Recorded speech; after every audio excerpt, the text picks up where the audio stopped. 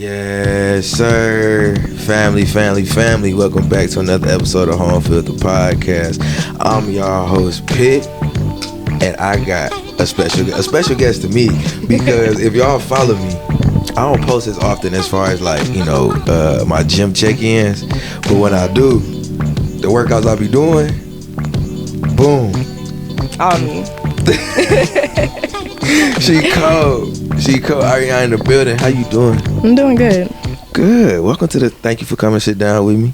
Thank you for having me. No, thank you for providing me. Long overdue. It really has been. We be ever since I started this, you've been one person that for sure has given me feedback and has helped me with content just by just having general conversations. So I appreciate you. Yeah. And I appreciate you for that and what you have provided me as far as a service, as far as fitness, and kind of keeping me on track and just checking in and giving me some guidance. It was only right that I get you on here, to talk about your journey as far as fitness, right? And then we got some shit we gonna talk about today. Yeah, we do. We gonna get into it. So just to kind of get started, tell the people who you are, kind of your little background and whatnot. Well, my name is Arionne, like you said. I don't consider myself a fitness influencer because I went to school for it. So the content I've been putting out is different from what you see on TikTok, because I feel like everyone thinks for example, a sumo squat or a goblet squat is just working your quads, but technically it's your quads and your hamstrings. Come on, say that. So yeah, come on. I guess I operate differently, and I actually know the science behind it.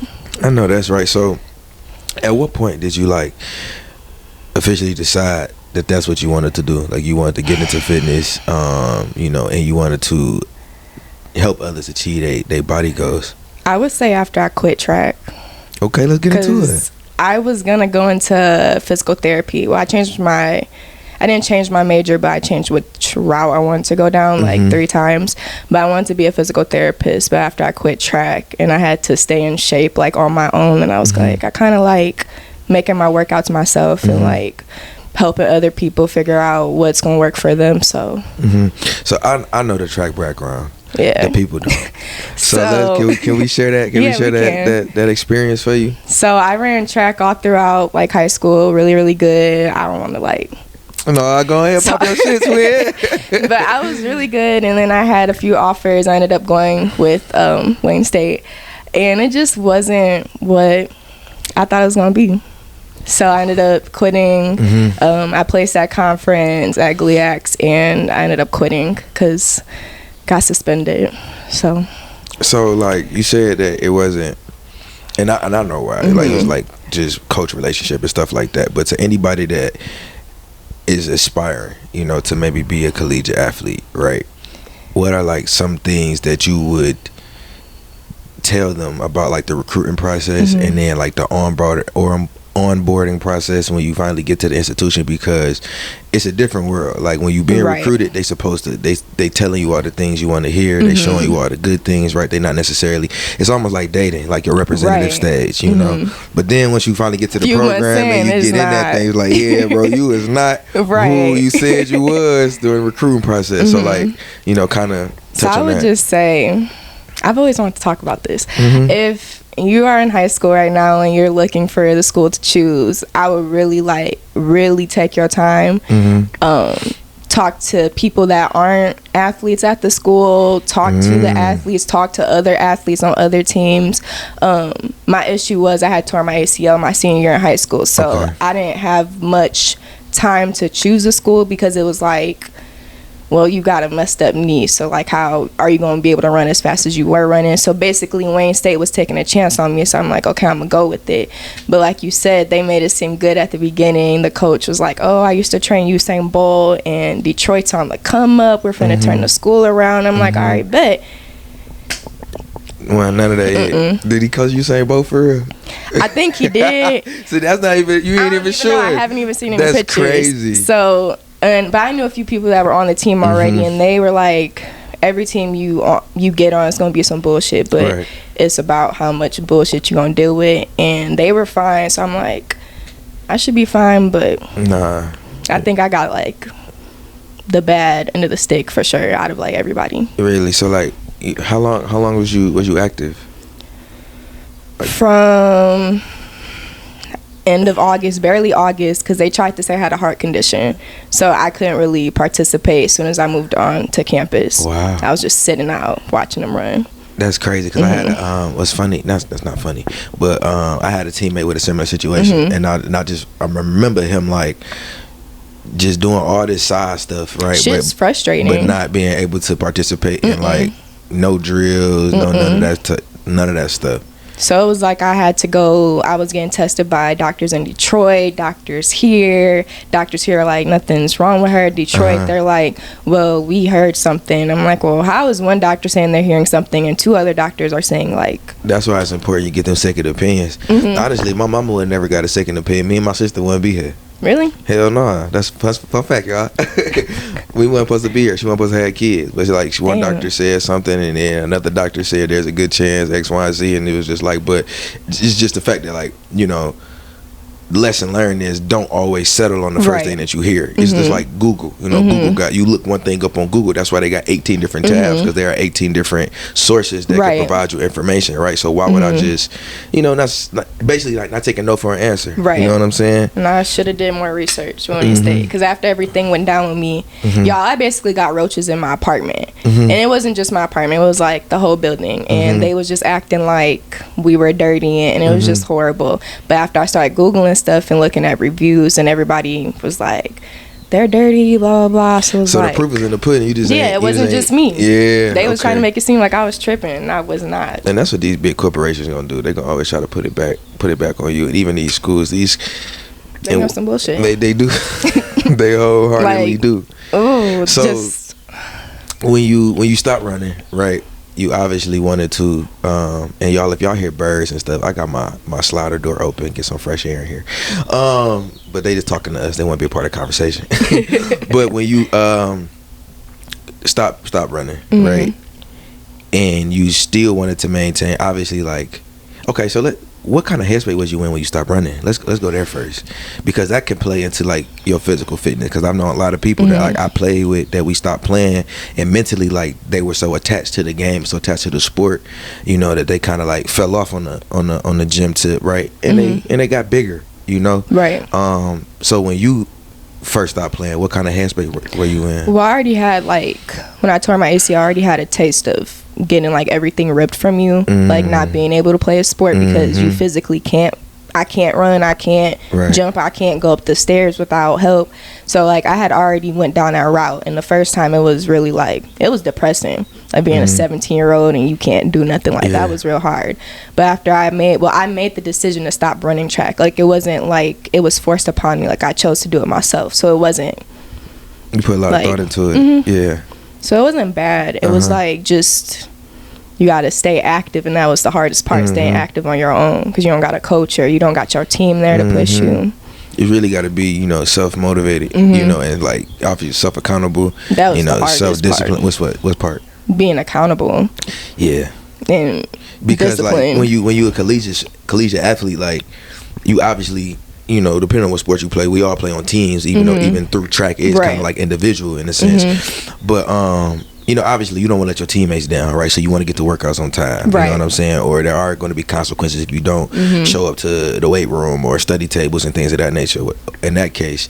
But like when you on your own, you know, and you really just like, this is what I want to do for me, it is kind of hard to hold yourself accountable. If you just don't go to the gym, I don't go to the gym today. Exactly. And who gonna check me about it? You know, my back, because it's big. You feel me? That's about the only thing. But like, you know, and it's also hard finding accountability partners. Yeah, it is. You know, and I don't know. I what's crazy is, so like during the pandemic, everybody gained their quarantine weight. I swear to God, I didn't gain no weight, right? But then when I look at old videos, oh yeah, it was all in my face. I could see it. I'm like, oh yeah. Like, I don't know, because I was still active during quarantine or whatever, right? But at that point in time is when I really like decided like, I'm gonna take my physical fitness serious, you know, and it be more than just physical fitness. I feel like a lot of people, that was like a point where people were like, all right, I really need to Because we all seen ourselves transform. Like, we on the move, we doing all kinds of stuff all day, every day, right? So we burning these calories, subconsciously, right? But when we ain't had nothing to do, when we was forced to sit down, and everybody making this money, off the unemployment, right, or the PPP, whatever the case is, however stimulus, whatever niggas getting their money from. I just know they should have gave me some. That fifth ain't as expensive as it used to be, right? And we ain't got shit else to do, so we might as well go ahead and drink. I mean, I know everybody was drinking. I know I was in my online class, got a cup of wine and Zoom. Look, everybody was smoking, got the munchies. Listen, I'm in class, off the camera off, muted, and I'm in this mug rolling up, and like you feel me? So like the weed ain't as expensive, you know what I'm saying? The liquor ain't as expensive, right? The crab legs ain't as expensive. So now we getting all this weight on us. I swear that's when like crab boils became. But what's crazy is I've never had one, because of that fact alone. Everybody was eating them. And I was like, yeah, nah. Y'all, everybody eating them. They can't, like, I'm not gonna do it, because I'm just like a person who don't. Yeah, nah. I still haven't had overrated. One. Nope. I don't really like seafood, so I tried like a piece of crab, and it was just like, y'all paid this much for this type shit. But y'all was thrashing it, like seafood boil parties. You feel me? So, or I'm cooking a boil on Sunday. Who want to play type shit. So like during that time period, like obviously like our activity is not as high, but I was in a certain headspace during quarantine, right? And I really wanted to get out of it, and I relied on physical fitness. So I relied on going running, because that's all we really could do, and doing calisthenics and stuff like that, because gyms was not really open. And then I started seeing my body transform. I started getting slimmer, right? I started losing the stuff in my face. My muscles started getting more tone, and then it became habit, because one, like, it became peace of mind to me. And with that peace of mind and the work I'm doing, I got this athlete background, so I was kind of relying on old workouts I used to do, and things that like I thought would benefit me. And then like when they kind of spinning the block on accountability, I didn't really want nobody else in there. You know what I'm saying? Because this was my time. Like, that's why I don't like working out with nobody. I swear I don't. And we're gonna get into that. Like, why don't you feel me, physically, like in person, train people? Because like, just because you had the capabilities to give workout plans and to help individuals gain you might not want to be in the gym with this person, right? All the time, because I know me, I get irritated. You feel me? Like, don't come in there, like, if you don't have like no background with this, or you're it's not really trying to take this shit serious, don't come fuck with me. Yeah, it's hard. Because I'm a leave. It's super hard when they don't have that background. It's really frustrating. You just in your head, you like, what the fuck are they doing? And you worked in gyms. Yeah. Right, so talk about that experience. So I had got hired at this hospital a couple weeks before graduation, and I started like beginning of the year, and I was really excited for that job. And just as time went on, it was just like, and it wasn't even the people not having like the athletic background, it was just more so like they weren't telling me, like, I went to school for the science background to it, but like it's also like you need to know like psychology too, because you need to know how to approach different people. Like, everybody's not gonna take it the same way. Like, I could come up to you and be like, that squat looks horrible, and you gonna be like, oh shit, like, what I need to do? I can't go up to the next person and say that, because then they might start crying. Yeah, and they take that shit personal. Yeah, and so it's also hard, like, telling them different cues. Like, if I say hinge your hips back, they gonna be like, what that mean? What does that mean? So it's a challenge trying to, like, for example, if a chair, I'll be like, act like you finna sit down in a chair, like stuff like that. So no, it's real hard. It's different levels of motivation. Like, how serious are y'all really taking this? And then it's like, obviously this is your job, so they're not wasting your time, but at the same time, y'all kind of wasting my time.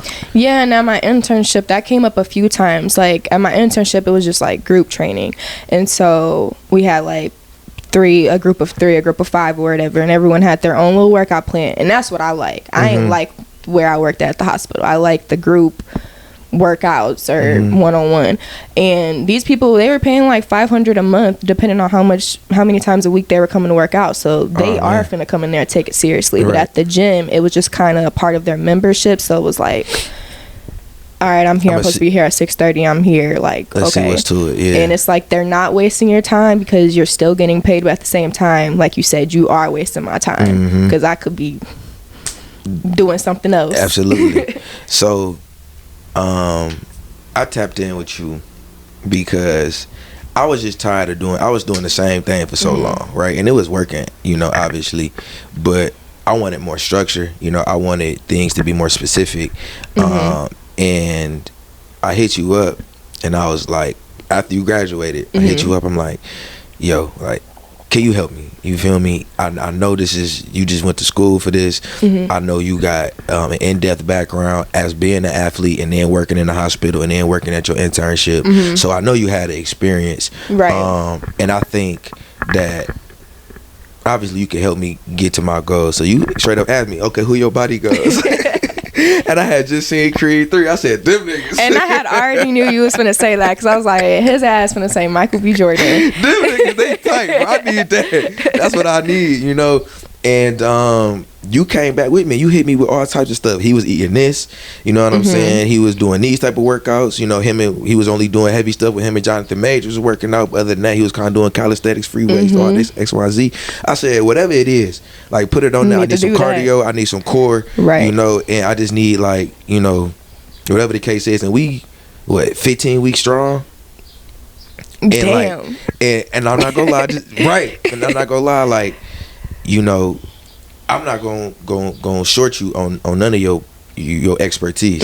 So I was gonna pay whatever tickets you was gonna charge me because I respect the business, right? And I respect your time, and I respect what you was giving me. And then I got a homegirl that you met off of. And I do want to say thank you for telling her about me because I feel like I also like gained a friend in a sense too. Like absolutely, she cool as hell. That's my baby. She got birthday just passed. So this gonna be way. She ate in her pictures. She did, and that's the thing.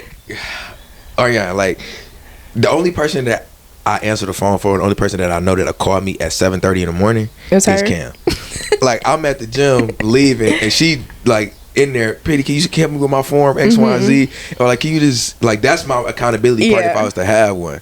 But the conversation has always been like, you know, obviously she want to look good for herself, but like I gotta take these pictures. You know what I'm saying? I want to look good in these pictures. Right. And I'm like, well, shit, just keep showing up, or you feel me? And keep that's the thing, like with having clients and stuff and like the whole psychology part of training people, you have to think of like long-term and short-term goals. So for her, like she had that photo shoot coming up, so I'm like on her ass like grass like every week. You go to the gym today, I'm looking at your plan, I see day 4 not filled in, and it's like I understand people like y'all have like everyone has tough weeks when you got days you don't want to go to the gym, but I be on y'all ass like you got this shoot coming up, you don't want to look like you won't look like so you need to get in there. Facts. And like you said, like we all have our weeks, and like, we just talked about this. Like the last 2 weeks, it's been hell. It's been tough. Like you feel me? I don't know what's in the water. I don't know what's in the protein we eating, but like getting up and getting there, getting there is the toughest part. It's like once I'm in there, I'm good. But getting my ass there is tough. And we individuals who work out in the morning, right? You know, I can't go at night. No, I can't either. And I hate a packed gym. Me and too. Usually the gym is not as packed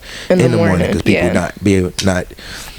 don't want to sacrifice that time and that sleep to get up and go. Right. But you know, you get the most out of your day when you get up in the morning or whatever. But I straight up hit you. I'm like, hey, I ain't gonna lie, you gotta you gotta push me because I've been self-negotiating like a mug these last couple weeks, and I'm kind of out of that. You know, I think I fought through that, but just having someone who is giving you organization and giving you specifics, but then also following up, like, you know, how was the workout? How do you feel?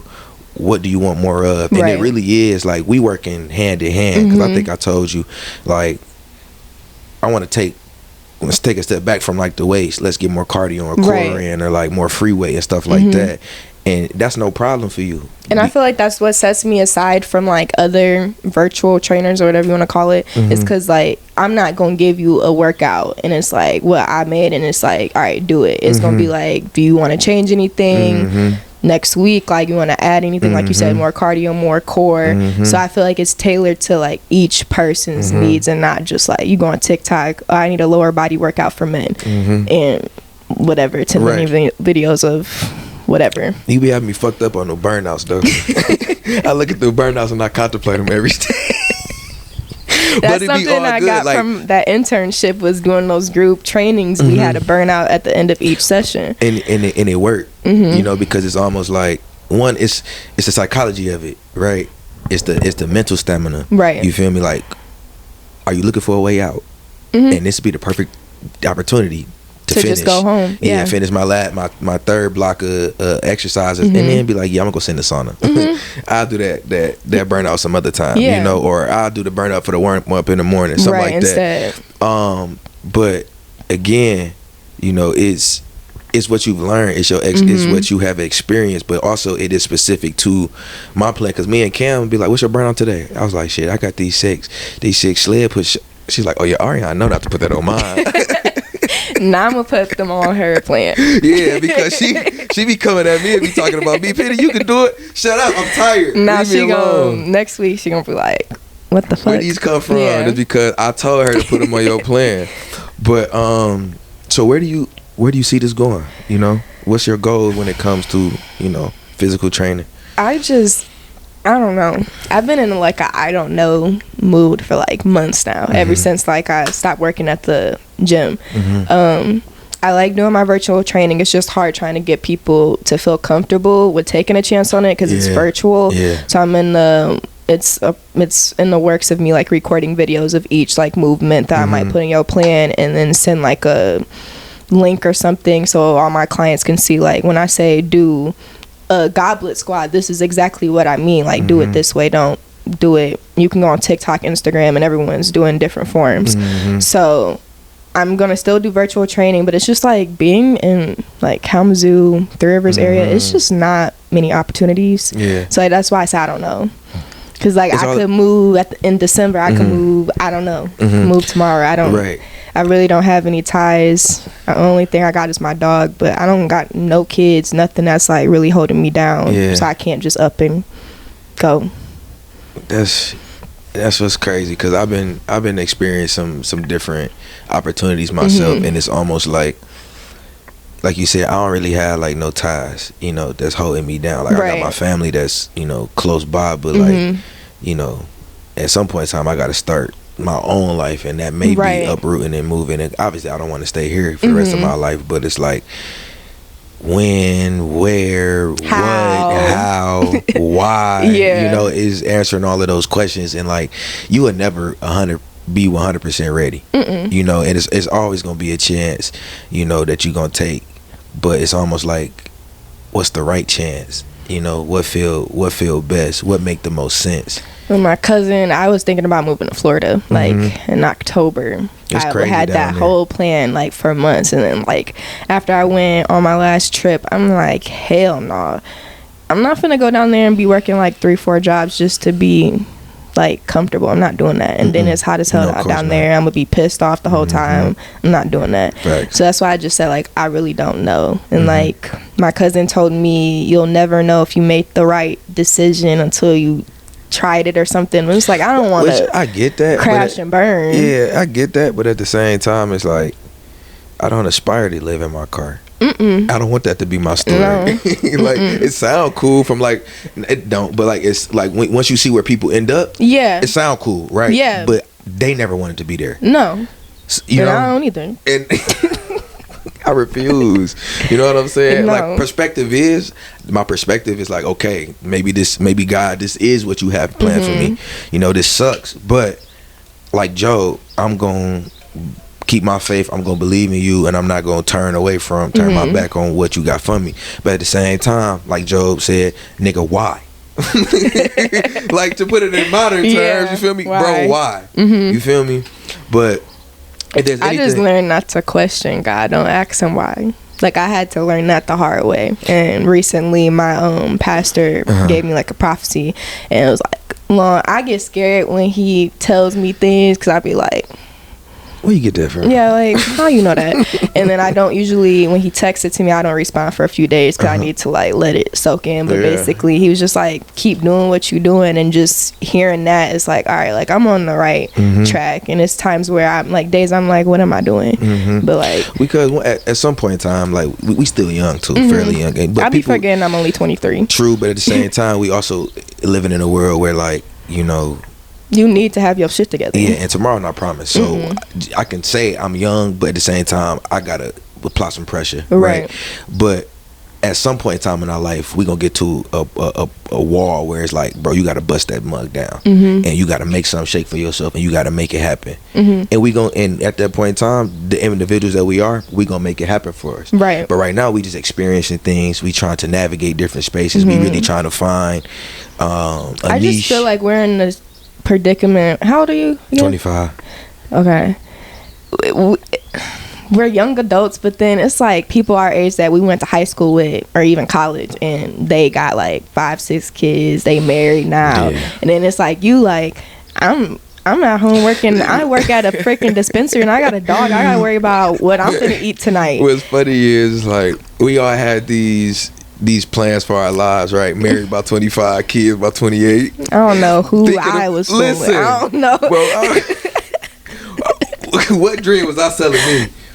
Because this nigga not buying it. Then, like, at the beginning of this year, you know how everyone at New Year's was eating grapes and shit? Yeah, sure. Okay, so I did that. Okay. It's finna be July.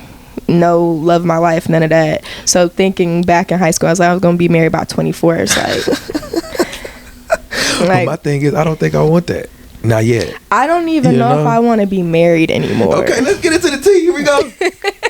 Transitioning, y'all. Told me I got some hot shit for y'all, so let's get into it. Every time I talk to like older people that have been married and then divorced, I'll always ask them, would you do it again? And they'll say, hell no. So it's like, now why would I want to do it? Like, I want to experience that love and everything, but every person I talk to who've been married and divorced say they'll never do that again, just because of the legal side of it too. And then like, but it's like, I know God has that person out there for me though. And like, I know I want marriage, but I don't want to deal with no bullshit. Yeah, and I've never been married, so I can't. You feel me? There's nothing I can really say to be like, well, you should think about this. But I will say this: marriage is for sure a lot more complicated than we think it is.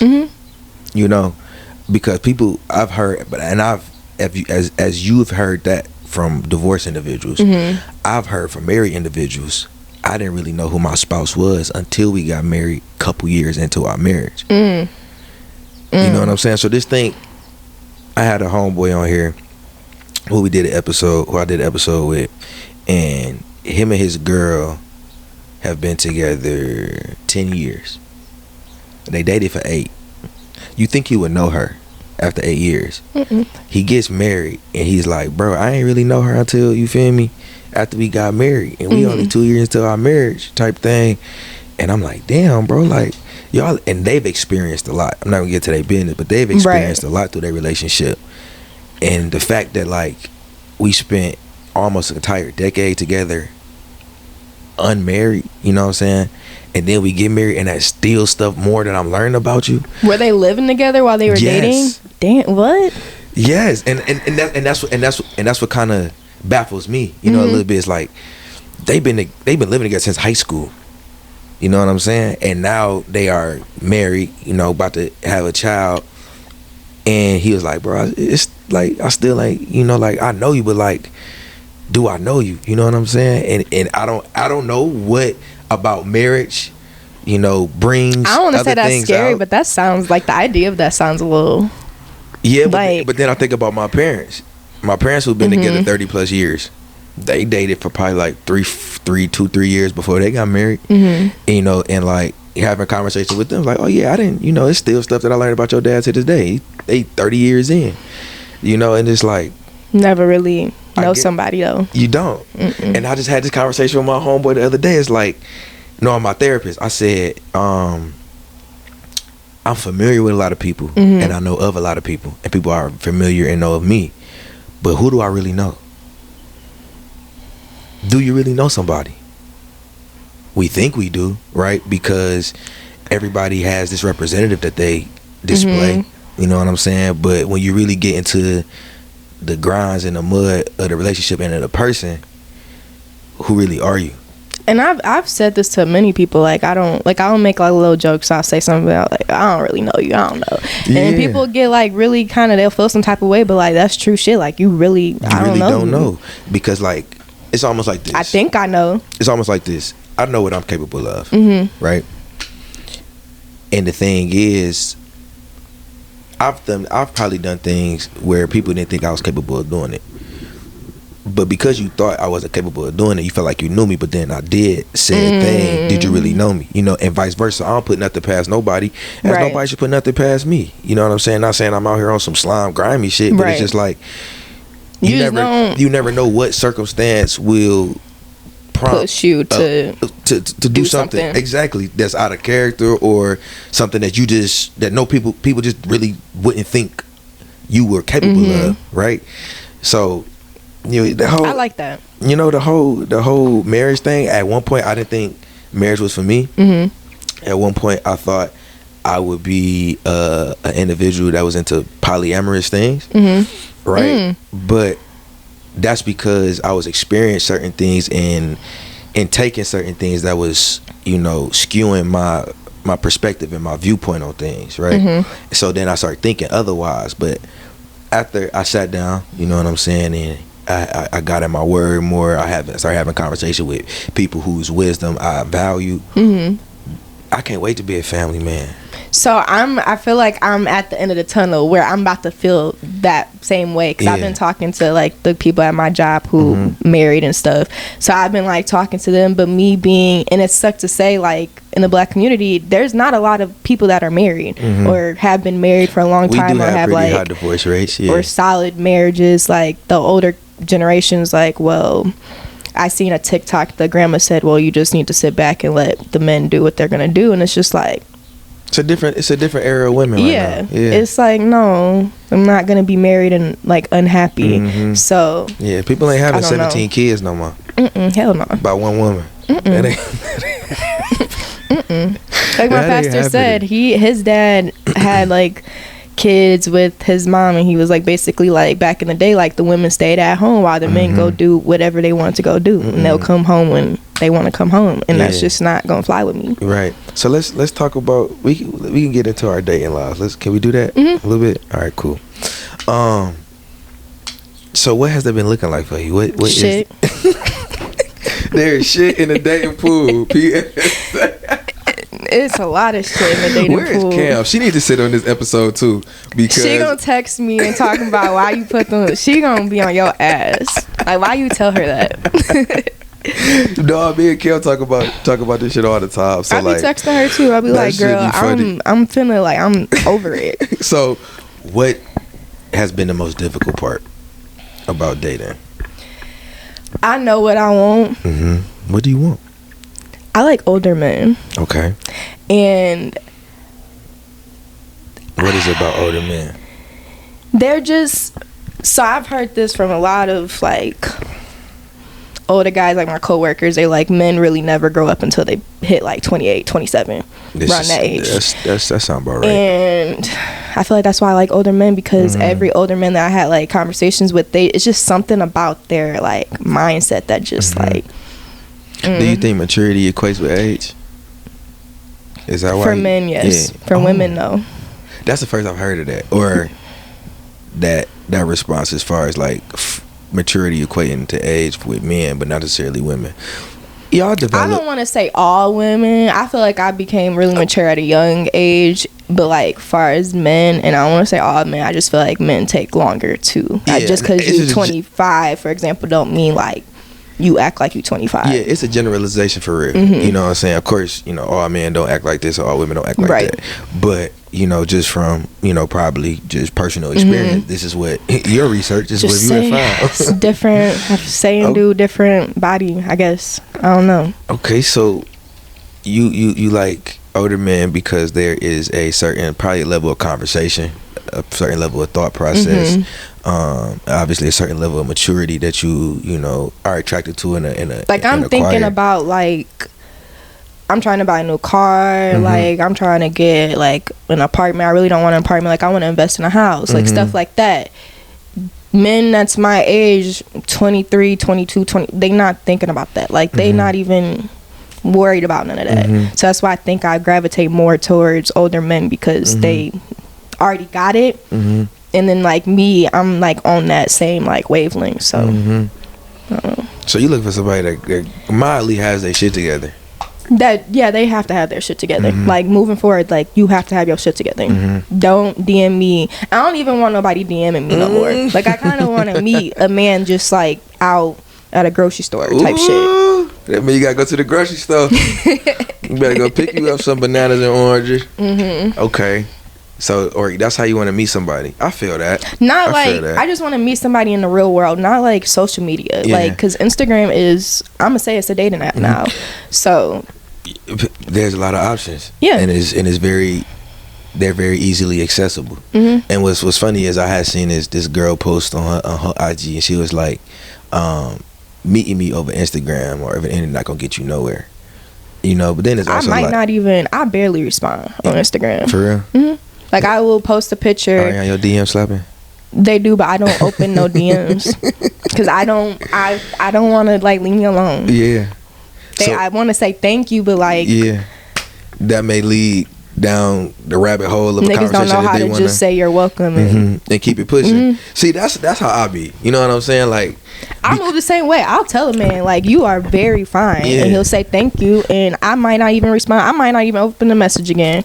I just want to tell you look good. Because what's wrong with that? And why do things always have to go a step further? You know what I'm saying? Because now here is my thought process when I was doing some stuff like that is, you know, what are my intentions? Okay, so see a bad shorty on Instagram. If you fine, I'm gonna compliment you. You know what I'm saying, right? And I ain't saying I'm everybody DM doing that, but like, you know, if I get taken back, like damn, you know, I'm gonna compliment you, right? But originally, I seen it, I was attracted to it. There's this lustful thought, right? Of like, damn, I wonder what that's like, you know. But my intentions are, that's it. I may not want to. I'm gonna get to know this woman just so I can fuck. So my response is, I tell her she pretty or whatever the case is. She respond back with, you know, thank you. And I may say you welcome. Yeah. Like you said, I may not even open the message. I may just heart it and keep it moving. It ain't gotta always go a step further. You know what I'm saying? And that's what I've learned as I've matured. Is like, you know, that do surprise men. And I'm not gonna lie, if a man did that to me, it would kind of surprise me. Like, you just gonna leave me, you know what I'm saying? But like, it surprised a lot of men. Like, I would have men double text me again. Like, well, how was your day today? Like, no. That is funny because I've been in a situation where somebody slid on me. It was like, you know, you handsome, and I say thank you, right? And then it's like, so you ain't trying to talk to me, right? Like, how dare you? You feel me? Like, what's next? You know? And then it's like, wait a second, how you do it? You feel me? Like, I'm gonna act like this conversation because, you know, the game that y'all play sometimes, right? You know what I'm saying? You just sliding was you shooting a shot. Now I gotta go ahead and carry the rest of the weight of this conversation or whatever. And you know, it's all about being mindful of, you know, what this could be or what this person was doing, or like, you know, I pay attention to emojis and words. I pay attention to all that shit. You know what I'm saying? I damn near don't even use emojis no more. Really? You take your emoji serious? No, it's not even that. Just niggas take emojis, like, cause if someone swipe up a heart eyes or something, I'll say thank you with like the, and then they'll be like, oh, she won't me. Nah, I don't want you. Like, I just don't want to say thank you and be dry and like all this. She rude. Like, I don't want to be like that. But like, I'm being friendly. I use pet names, and it's subconscious because I get it from my mom. She used pet names, right? So like, I might say, I bet you a lot of people take that like, I'd be like, thank you, ma, and then like, ooh, don't call me that, you know what I'm saying? Like, okay, I won't. You fucking ruined it. You feel me? Like, never I be having to be mindful and be careful of that stuff because like, you know, people interpret things how they want to interpret things, and the last thing I want to do is lead somebody on or make it seem like I'm making an advance when I'm really just being organically me. It's like, you almost just got to know me to know or know of me to know type thing. So it's shit in the dating pool. You prefer older individuals. And like I told you, I think I like, what did I tell you when I texted you the other day? When I said I like the idea of, I like the idea of the nigga, but not the nigga itself. Yeah, that's what you said. Let's get into that. Because one thing I gotta know about Arionne is she don't play no games. And she don't, everybody says that about me, and it's like I don't. It's like, what do I be doing though that makes people think like, oh, she really don't play no games? Besides the way I be looking. It's really just like, you're very grounded in who you are, right? And you have boundaries, and you've set boundaries for yourself. And there are just certain things that you're not going to accept. That's very interesting, because I feel like I could do better with boundaries. We all could, but like the last situation you explained to me, buddy, taking whatever you said, taking that shit personally, and it was an ego and pride thing for him. We talked about that, but then like literally like 2 days later, I seen a video on TikTok, and the girl was talking about anxious attachment styles and avoidant, and he's avoidant and I'm anxious. Like, I'm to the point where, and this is from like PTSD though, like from other niggas. Like, if you don't text, I understand, and this is why I like dealing with older men, because if you go to your 9 to 5 or whatever you doing, you gonna let me know I'm at work. I might FaceTime you tonight type shit. Like, I'm fine with that, but don't be texting me consistently and then I don't hear from you for 5 hours. You ain't say shit. Now that shit makes me go like Looney Tunes. Like, jumping over the moon to conclusions. Huh? Yeah, like my heart will be racing. I think something, and it's not even I think you're doing something. It's like, what happened to you? Like, did something happen to you? So, and like, he was avoidant. Like, so he would just go say random. Or tell me like he wants to be alone, and like, I get, man, like you've said it plenty of times on this podcast that you like your alone time. I like my alone time, but I feel like if you're gonna open the door up to be involved with somebody, fuck you need alone time for. I get like you need to be alone, but he kind of made it seem like I was some type of like a burden. Yeah, okay. And I ain't like that. Okay, and from my past experience, I've been him before, of saying like. So do you think that you would need to? So being an anxious attachment style, I shouldn't deal with somebody that's avoidant, but I should deal with somebody with the same attachment style, because that's what the video is talking about. She's like, so should you deal with the same attachment style? Because I'm trying to get rid of this. I don't want this attachment. I hate this shit. Right. But like, it just don't happen overnight. That's a great question. Wow. Attachment and avoidant. And you'll know, like you'll know who has what attachment style. Like, avoidant is like red flags. Like, I just ignored it. But an anxious attachment style, like, there's not red flags, but like there's flags. You'll know. Okay, so let's dive into this deeper, because this is very interesting to me. So when I have said, I want space, or like I don't feel like talking today, I'm very open in communicating that. You know what I'm saying? Like, hey, I'm putting my phone down today. You feel me? I'll hit you when, I feel like being bothered, and I don't even want to use the word bother, because I don't want to make you seem like, again, a burden or like you bother me. You know what I'm saying? It's just, I don't feel like interacting right now, right? I don't think there's nothing wrong with that. I feel like it's all about like how your delivery though. Yeah. Like, the delivery wasn't good for me. Yeah. It was kind of like you go ghost for a couple hours, and I'm like, and then you're like, oh, I need some alone time. Like, you could have said that shit hours ago that you needed alone time, and I wouldn't have been over here in my head and I'm an overthinker too. So I like my alone time too. Like, I like, before dealing with like my past situation, I was fine being by myself, me and my dog chilling. But then once I opened the door to deal with somebody, then that's when you had me fucked up. Cause like, you're not finna, because you could have left me alone. Could have left me the fuck alone. Yeah, that's what be pissing me off. It's just like, you could have left me alone. So at what point do you like decide to open up that door? What does an individual have to expose to you or show? Expose and show you. It's all over the map. I don't know. It just depends. Last one, a feeling? It's a person? The last one was just fine as hell. So it was just like, I love the honesty. Yeah, be honest. Hey, if you watch this, he know he fine as hell. So it was just kind of like, okay. And then like other people, it's just like, at first they might be applying pressure, like taking me out on dates, trying to make sure, like, I like a man who can take care of shit. Like, if he knows I got something coming up this week, just take stuff off my plate so I can feel like I can breathe and shit. So like little shit like that. But then it only lasts for a month, and then so kind of going back to your last question of should you involve yourself with somebody with the same attachment style. Kind of just as you've been thinking out, as you've been talking, I've been pondering, maybe because then that person will understand what it's like, you know, to have that attachment and to know what the anxiety feels like if this person goes ghosts or you know, because I feel like I've never really been understood in any like relationship with a man. Like I just feel like I've never been understood. It's like, why are you acting like that? And it's like, so when you've tried to explain it, what has that reception been like? Men don't communicate. Like that's hard. Like once I feel like I'm talking women to don't communicate too though. Yeah, but like me, I'm not gonna stop talking about the situation until I felt like really I'm cool. Yeah, that's just me. I don't like holding stuff in. I'm very emotional.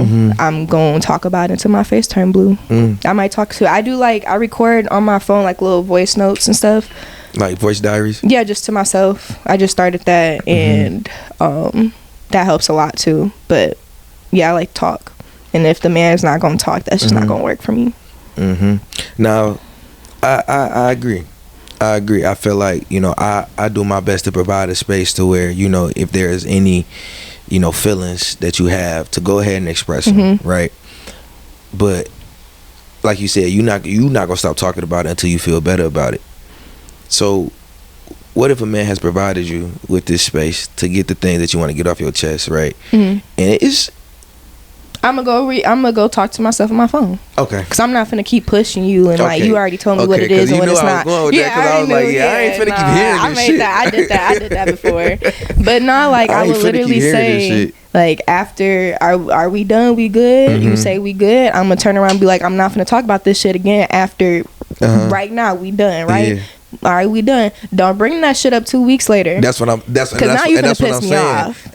And then, like, I've had situations where, or they hit you with that. I find it funny how, da da da da. Or like, I've had situations where there has been an issue, and I have asked, like, do you want to talk about it?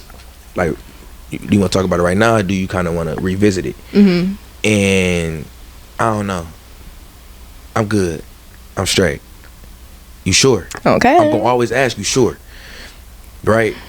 And if you say you good, you straight, because I didn't give you the opportunity to, one, address it right here in this moment, and I've given you the opportunity to revisit it. So we ain't gotta talk about it right now, but we will talk about it. And you declining both because you butthurt or you prideful right now.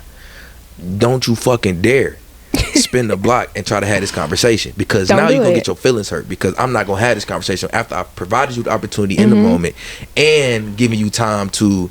I can't talk about it right now, but I do want to revisit it. And that has been moments where people have gotten cut off. Okay, well, when you cut somebody off, do you block? Do I block? Yeah, I don't block nobody. It'll never be that deep to me. Do you block people? My blacklist is long. She didn't scroll it for 15 minutes, y'all. I think I counted it last summer, and it was a good few. That's crazy. See, I don't play about my feelings. If you hurt my feelings in any way, shape, or form, I don't care if the situation was minor. You're getting blocked. So dealing with dating, right, and, you know, involving yourself in situations, and then Jesus. Never gave a fuck. Yeah, I don't that's care. Decent. That's decent. I take my feelings so serious. Like I just take myself so seriously. As you should. For me, it's not blocking. It's deleting the thread. When the thread gone, you would never get me in the capacity. That's the hardest part for me. I'm good with pictures. I'll delete pictures. I'll delete. Would you like to go reread? No, I don't reread. It's just the fact that, like, niggas really be having me fucked up. So you need the receipts. They'll come back and be like, well, you was acting like that towards me, and it's like, no, on April 25th at 6 p.m. you said this, to be exact. So it's just like, if I delete that thread, I don't have no way of you, like, telling you, like, you the one that fucked up. It wasn't me. Just true. I get that, but then again, for me, it don't ever be that deep.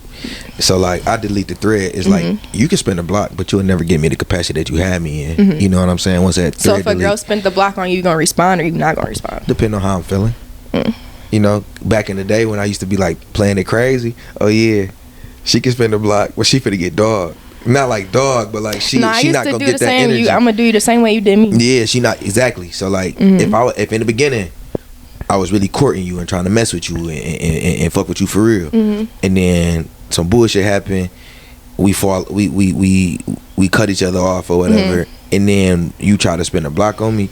Yeah, we can revisit, but now whatever you had in the beginning would never be it again. So you might as well not. But I don't even play them games no more nowadays. Right. It's like once you gone, once that and I make everybody know that like gone, once you gone, you gone. Don't ask me to do no breaks.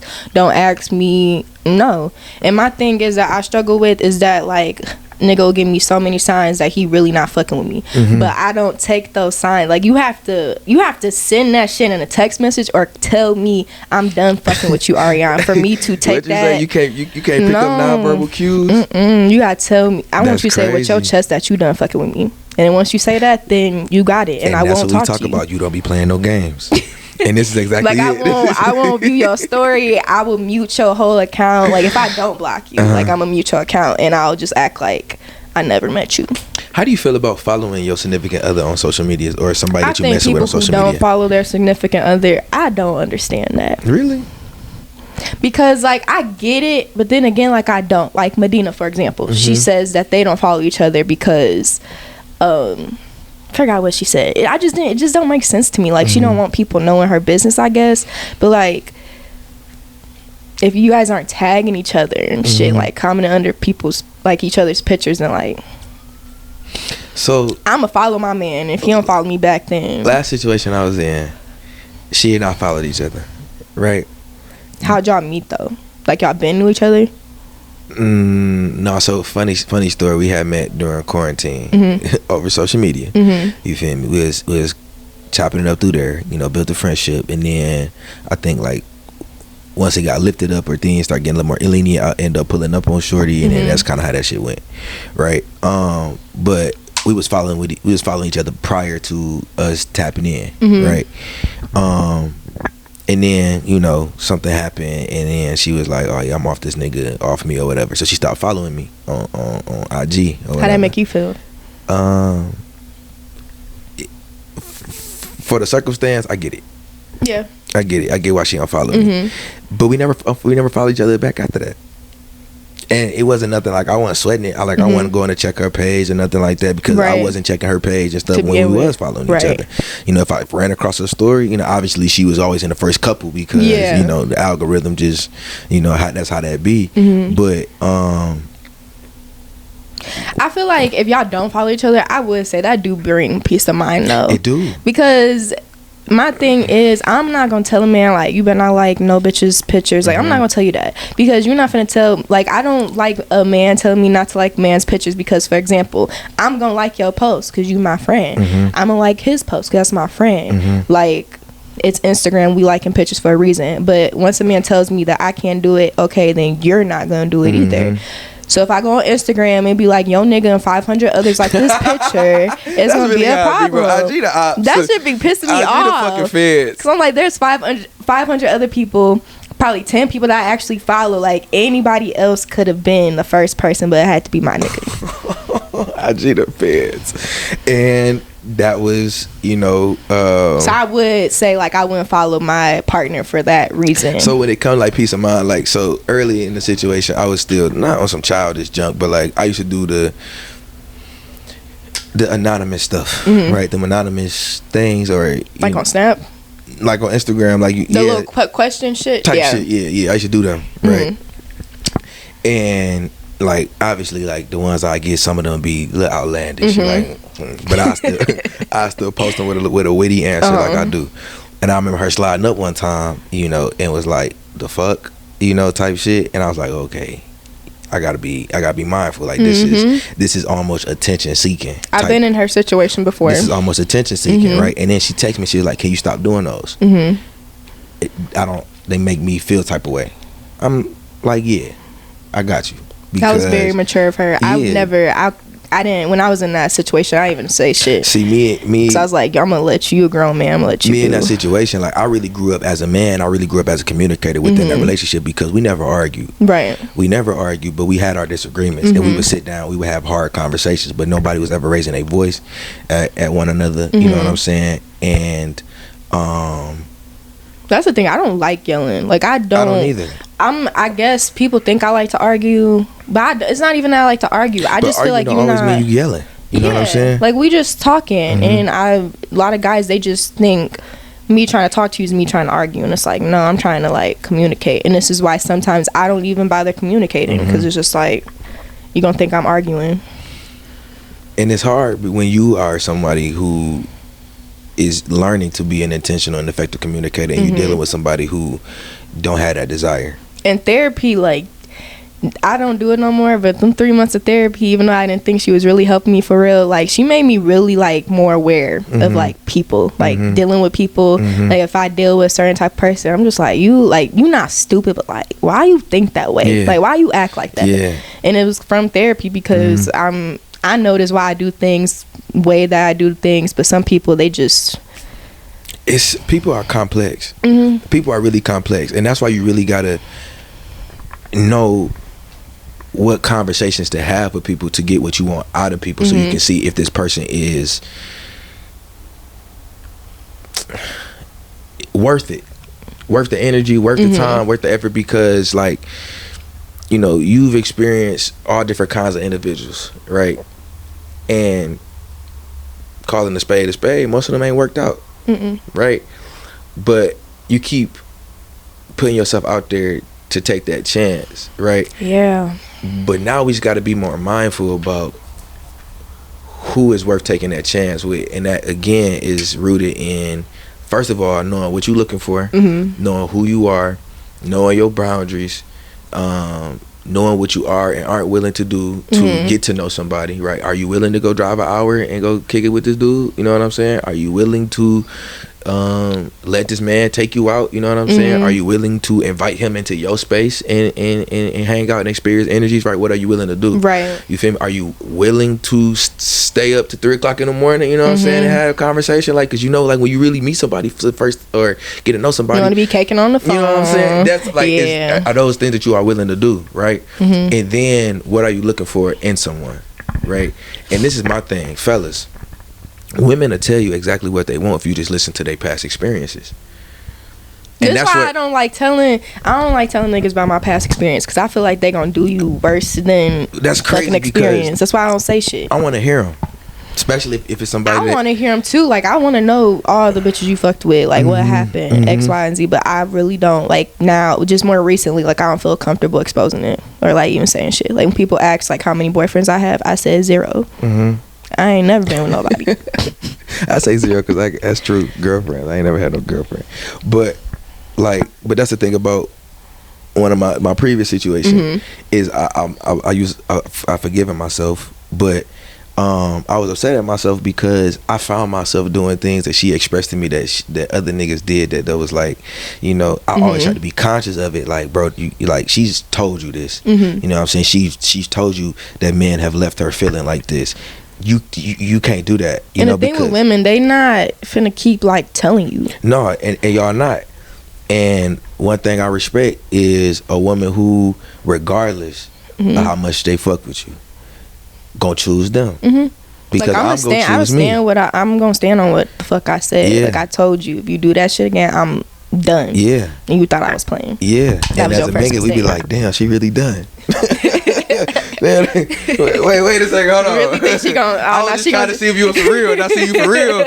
Now we can, you feel me? But like, nah, back, G, it don't work like that. You know what I'm saying? And I've done a lot of growing, and whoever I involve myself with next, I'm excited for them because they gonna get a great person. You know what I'm saying? I'm a great person, but like, a better man, I should say, a more grown up man in the fact of communication, in the fact of emotional intelligence, in the fact of, you know,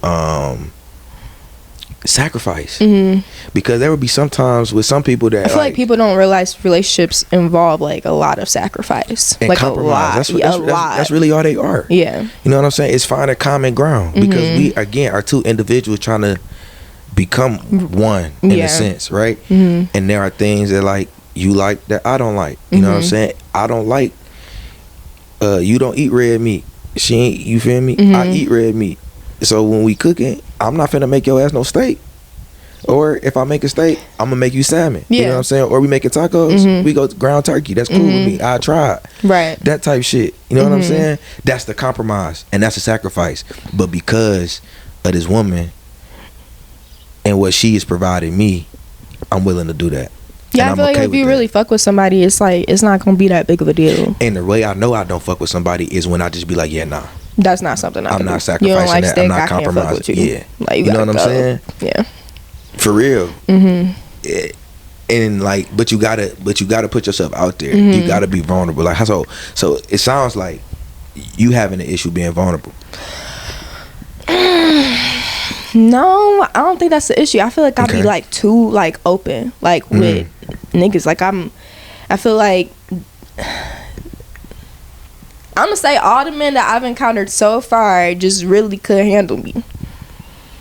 And I don't even think I'm like a lot to handle. I just, like you said, I don't play no games. It's like if you not, I told you from the start, like first week of us texting, I told you I don't be playing no games. I'm not with the bullshits. Like I'm not. You said, okay, no big deal. I told you I had a smart ass mouth. Now when I went off on you one night, now it was an issue. I'm telling you all my red flags just so you don't be like, where the fuck this come from? Like I told you. So I told you I got a smart mouth. You said no problem. I talked to you crazy. You like, yeah. My feelings are hurt. So it's like, this be the thing. What's funny is this be the thing. People will say these things. You would tell a man these things, and he'd be like, "Oh shit, she got a smart mouth." They think that shit cute. No, I'm being so serious. Yeah, alright. That's you're not cute gonna tell me what to do because they'll never think you would talk smart to them. Until I had experience where I was like, she got a smart mouth. Yeah, alright. Then one time, Shorty got to talking wet, and I'm like, okay, well, this is the smart mouth she talk about, but I ain't finna have that shit. So now I'm finna, respectfully put you in your place because you ain't gonna talk to me like. And I don't want y'all to think that I just be talking to niggas crazy. I don't. Y'all like, I don't. You gotta say something to me, and then it's like, it's all right, warranted. now, you feel me? now you got it coming. Yeah. But like sometimes it don't even be. It's like you thought that was me having a smart mouth. Like that was like nothing. And like I told you, it be a lot of beta males out here.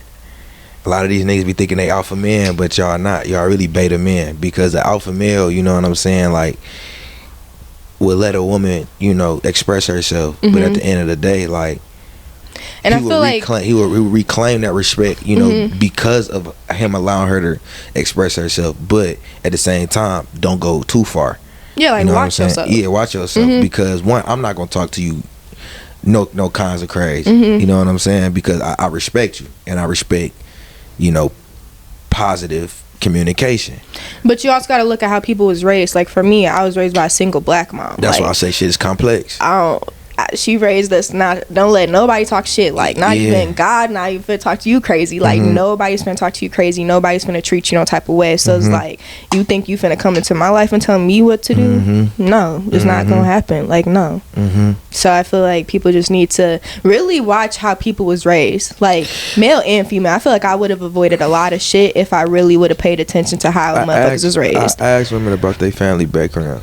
You should. I do, because one, like my mama told me, like when you dating people, you're not just dating that person. You dating a family too, especially if y'all in deep. You know what I'm saying? Especially if you get to the point where y'all meeting family. You met dog ass. You feel me? Then you met dog family. I meet all the families. Like I meet all the families, and they be like, "This is my girlfriend," and I be like, You never asked me out. Now that's been a situation for me. That'd be the issue. Of introducing people to my parents, them not being my girlfriend, and being like, how do I enter? Like, so I'll just be like, yeah, this is my shorty. Yeah. You feel me? I fuck with that. Yeah. Yeah, that's and that. But girlfriend, that's just kind of like. Are you a titles girl? I am a titles girl, so don't be just calling me your girlfriend just to call me your girlfriend. So you need to actually ask me to be your girlfriend. What? Yep. And it doesn't have to be no grand gesture, like no hotel room with the flowers. If you want to do that, that's fine. But she ain't saying I'm no. real like simple. Like just do something that's gonna be tailored around like Arionne, like what I like. But yeah, I'm a titles girl. Don't just be thinking we dating. So is there like security within the title? Is that what you? For me, yeah. Okay. I mean, they still gonna cheat if they want to, but it's just for me. Like that's my boyfriend. I'm a girlfriend. That's just the thing for me. And that's where I've fallen short before of being like, because you just kind of like expecting like. Well, not expecting, but like that's my girl. So like, yeah, kind of get comfortable. But I've caught myself a million times. Yeah, that's my girl. That's not my girl though. You feel me? Like I have been that nigga. Like yeah, that's my shorty, but that ain't. You know what I'm saying? Like that's my girl, but that ain't my. You feel me? That ain't my girl. Like, that's y'all be doing the same thing. That's my man, but he ain't my man. You know what I'm saying? My man, that's not my man. No, that's my man. That's your man. That's not your man. See, that's crazy. Nah, that's y'all my man. Watch out for her. No, what's that TikTok trend when they was like screaming my man, but then or it's like I'm real Delulu screaming my man, but in parentheses he don't even text me back. That'd be me. I'd be delusional for like a week, and then after a week I come to my senses. So where does the delusion come from? Just be like, first 3 days, I just be stage. like, yeah, butterfly stage. You just be like, oh, telling me everything. Yeah, he texted me, good morning, have a good day at work. Did I eat today? Yeah. Then after the first week, it just be like, all right. I get bored easily though. Okay. Real easy. Okay. So, we're gonna revisit that conversation, but I want to move it to a couple different topics because I wanted your opinion as a woman, right? So I think the first one I want to talk about is go ahead. Is the Travis Rudolph court case. For those of y'all that don't know the Travis Rudolph court case, I'm gonna try to break it down as simply as I can, because it is kind of complex. So Travis Rudolph, former NFL player, living in Florida. A lot of wild shit go down in Florida. A lot of wild shit go down in Florida. Living in Florida, had this girlfriend at the time, or they weren't dating, but y'all know how that shit go. You feel me? Situation. Yeah, like they had broken up, but they still dealing with each other. But that wasn't her man. Exactly. See, but argument ensues. She checks his phone. See that he is texting somebody. He didn't even say that he cheated or, you know, none of that. He was just texting shorty. She ends up calling the girl and puts him on FaceTime as if he called, just basically to prove her point that, like, nigga, you be talking to this girl. Won't. I don't know if this was prior to or post that conversation or whatever. Things get physical. She ended up, I guess story is he ended up getting hit upside the head with a bottle on the ring camera. On the ring camera, right? Like she fucked him up on that camera. You feel me? But as her, he put her hands on her first. You know what I'm saying? The brother is there, the mother is there. You know, she leaves. As she leaves, she sends a text message to her brother, go shoot this nigga shit up. And before he continues, please stop telling y'all brothers. Please stop getting y'all brothers like, I'm gonna get my big brother. Please stop doing that. Listen, they gonna end up like this. I love my sister to death, right? And I know she'll never put me in a position like this. But putting me in a position to defend you when you know you wrong as fuck. Wrong as fuck. I'm gonna defend you. But you gonna hear about it at the end, like, you know what I'm saying, when all the smoke is clear, if the smoke clears, right? Because in this situation, her brother grabbed two of his homeboys, whether it's a cousin, a homeboy, whatever. They come back middle of the night to this man's house, banging on his door. His brother opens the door. They ask where he is, where Travis is. Travis ended up coming outside. These niggas got guns. I don't know if they had their guns out, but they had guns, right? And they may have alluded to having guns. And clearly they pulled up for ill intent. right, to hurt this man, whether to kill him. This was all on like Ring though. Like them standing at the door, like their whole like body language was like, we coming to fuck you up. You fucked with my sister, so I'm finna fuck you up. And then the time of the night, everything just adds up. Time of night, circumstance, mannerisms, you feel me? Everything was just uberly aggressive. So Travis Rudolph defending his family and his people, knowing, you know, that potentially, you know, it could be way more harm than just niggas, you know, arguing and trying to throw fists or whatever. Right. He go and grab his AK-47. As he should. And he let off 40 rounds as they fled away. And I like, did you watch that podcast? I forgot the name. Dude was in, what's that podcast called? The Pivot. Yeah. And he said, I watched the episode. He said it didn't even seem like he let off that many rounds. Because that adrenaline. In that moment, you don't know. So he let off 40 rounds and ended up killing one of the dudes and wounded another one, right? He gets arrested. He tries to plead out on a stand your ground law in Florida because we all know that fucked up ass law that got Trayvon Martin killed, right? And got George Zimmerman off. And he was on a team, right? When this happened, he was. So he was on his way to fulfill a contract in the Canadian League, playing football. Obviously, that don't happen. Right. He get arrested. The judge denies the motion to plead with the stand your ground law. So he does a year in prison or in jail and then gets out on house arrest. Trial just recently happened. Which is crazy because I didn't even hear about any of this shit until it went on trial. Like, I didn't know any of this shit happened. And Me this neither. Was 2020? 2021. 2021. Yeah. Trial happens 2 years later. And I always just find it so crazy how, like, trials happen. Like years later, but I get it because you gotta get evidence and all that stuff. Anywho, that trial was some shit because I just feel like what's the girl name? Dominique Jones. She was pissing me off. Like she was pissing me off too. She was being such a bitch to like everybody. Yeah. And it's just like, you got caught up, baby. Why is you being a bitch? Like being there was an inconvenience to her. Like you didn't you not the reason for all this. Right. She was like, that's not what you feel me? Technically not what happened. Or like really on some like technicality shit. You know what I'm saying? Like where y'all dating technically, you know what I'm saying? Like answer the question. Yes like you being super extra, right? So she was saying a lot but not saying shit nothing at all. Right? Really avoiding stuff. Or like you got the evidence in front of your face. They gave you a copy of your text messages.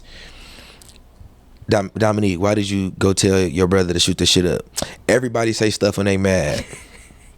And it was her rolling her eyes. Like, you feel me? Like just being all extra, just being super sassy for like no like. But when they put her brother on the stand, now he was like fucked up over the that situation. Nigga was SWV, weak in the knees. You could hear it in his voice. Like he was gonna fall. And he was just saying over like his stomach was hurting. Like he was just, you could tell he was very uncomfortable up there. But I guess what I kind of want to talk about is like how these arguments blow up, right?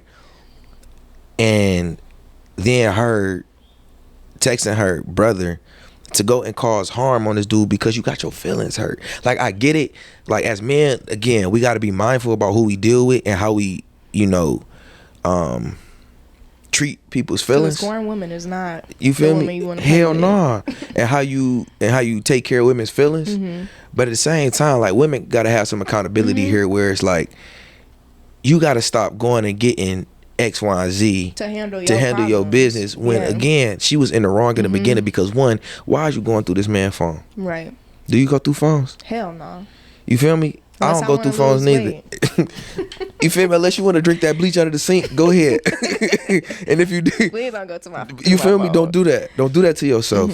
So she goes through the phone. She finds what she's looking for, obviously. And may I say, like with the whole going through the phone thing, though, it's not even about like you hiding something. It's just like your phone, like, at least for me, my phone is like my prized possession. Like, Facts. I don't want nobody going through my phone, like, nobody. So it wasn't even, it's not even like hiding shit, but just like, that's a privacy thing. You're just not gonna go through nobody's phone. Because if you go through somebody's phone, you gonna find exactly what you're looking for, regardless of she found how what she was looking for, regardless of how frequent it was. You know what I'm saying? Like, you may find a picture from 3 years ago. Y'all wouldn't even get it 3 years ago. I didn't even know you 3 years ago. But you found what you looking for, and right? now you mad and in your feelings. Exactly. And then, you know, putting her peoples in that situation, and these niggas actually going and, like, obviously, like, of course you could go do it, but fighting wasn't enough. Y'all put up 3-1. People don't fight. 3-2. It was 3 of y'all to 2. And they like didn't they jump the brother or something? They fought them niggas. They was out there fighting. And the mom out there screaming. And then that's when Travis was like, yeah, fuck this. I ain't fighting y'all niggas no more. Either them or them. Like, who you gonna, like, it's either my family finna because die evidence shows that the individual that passed away, that got killed, had a gun in his hand. Damn. And like, then, they had it on video or like? No, like, technology is crazy. But I guess from the structure of the grip of his hand or whatever, it was like you could tell like a gun was formed to it, right? Like in his pocket? Or no, like in his hand. Like in his hand. It wasn't in no video. Oh. Like his autopsy type shit. What? Yes. So that's what they were saying. It was like, we ain't had no guns or whatever. But his hand was froze. Like he had that bitch. He got killed with that bitch in his hand. And then the other nigga threw a gun. Threw it. I ain't hear that. Damn. So that's really like why dog got off. So why was y'all lying? And then y'all like, I don't remember. Like, that was 2 years ago. I don't remember. Okay, I'm sure you don't, but I'm sure you do. Got a gun. Come on now. Like, what did y'all go over there for? But my question to you is, like, now that Travis Rudolph is for all 4 counts, he got you know, not guilty all four counts. Do you think Dominique Jones and her brother should be held liable for the loss of their friend?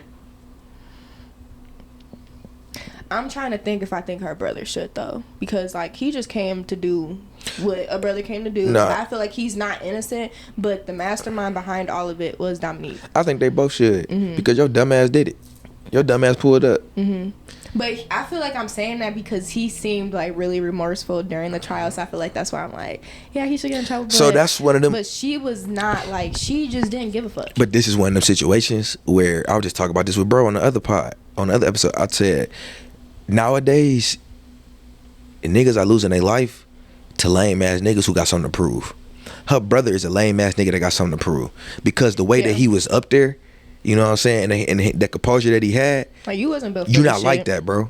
I promise you not like that. And your intention was to go and be macho and obviously, you know, defend your honor, your sister's honor, which is cool. Again, if my sister was to have me do that, I would do that, even though she is wrong. Because right or wrong, I'm a ride with you. But at the end of the day, when I make it back home and I know you was wrong, I'm gonna tell you some shit, and don't put me in no situation like that again, because we know how niggas ended up nowadays. Like you would probably try to talk to dude. You wouldn't have absolutely. I would. Yeah. So like, I feel like it's I'm not all about being grown-ups here. Like, if that situation could have easily just been a conversation like, hey bro, you put your hands on my sister, woo woo, don't do that shit, I'm gonna fuck you up next time, blah blah blah, go about y'all night. Like, it didn't, like, your friend died over something that could have been avoided. But now that made me ask the question of, what all did Dominique really say? What did she fabricate? They thought she had another phone. They think she didn't give, because they couldn't find a lot of text messages. So the girl was asking her, like, did you give them a different phone? And she was like, why would I do that? And it was like, either answer the question. No, but they eventually found out she was deleting messages. They did find that out. Don't do no dumb shit like that when you know the cops can. Like, technology is really like crazy. Like, if you a criminal right now, you should be paying attention to these trials, because they expose everything. Because even, like, we ain't gonna get into Melly trial, but like even the Melly trial, they had technology showing that his phone. But if you really smart, you can get away with the shit too. That's what I'm saying. Like, if y'all pay attention to the shit, like, nigga, we ain't taking none of our phones. We using all burners. You feel me? Like, don't text, only calls. You know what I'm saying? Yeah. But with the Melly trial, they had technology showing that Melly was in the car of the 2 victims that got killed, and where he was actually in the car because of his phone. Yes. You feel me? So, like, but but kind of just going back, that made me think about the Dominique Jones stuff. Phones gonna get people in trouble though. They really will. But what all did she say to her brother besides the fact like, go shoot this nigga shit up? Why? Because he put his hands on me, he beat me, X, Y, and Z. When the whole time, shorty, you the one that hit this nigga across the head with an alcohol bottle. Mm-hmm. Like when she swung on him, like she put that bitch back. And y'all gotta be, and that's the thing, like, there's a double standard, right? Men should never put their hands on a woman. But we don't talk about how comfortable women feel with putting their hands on men and not thinking of nothing coming back at them. I'm expecting you to hit me back. Like I'm not finna just like no. And I don't beat men. I don't. It's just like if I do hit you or if I do swing on you, I'm expecting a punch back. Like it's how it works. And I feel like a lot of girls feel like really entitled. Like I'm a woman. I'm not finna get hit, so I'm finna beat your ass. And then when I do hit you in your shit, now I'm finna cry and I'm finna call my brother, and this is what happens. So I don't know how I would react in that situation. I've never been. Know if I would. I mean, me and my brother are 12 years apart, but like in a situation like that, like I don't even know. Me and my brother are close, but like I would never put my brother in no type of situation like that, like ever. Or at least not in a situation where you're not present. Yeah, like we can have a little sit down talk or whatever, and I'm finna bring my brother over here, but like not on no shit like. You need to fuck this nigga up. Like, I would never tell my brother. Like, now, if my brother want to do that, they got shit to do with me. But I'm not finna text you. Like, that was stupid that she texted. Like, you couldn't FaceTime. You couldn't did a phone call. And they tracked all that. Your digital or your carbon footprint or some shit. Like, your IP address, all that. It just don't go away. All that, I promise. They know when you turned your phone off, when you turned the bitch back on. They know everything. But what's funny is Travis Rudolph is hilarious because after he get free, right, his brother funny as hell because he got a couple different news outlets that got the freestyling about his brother being free and shit. That was some nigga shit, right? Listen, like I seen Travis's live, and that's hilarious too because he on there talking about he'll still be alive right now if y'all niggas ain't gassy, but. Like, nigga, you not no killer, bro. You play football.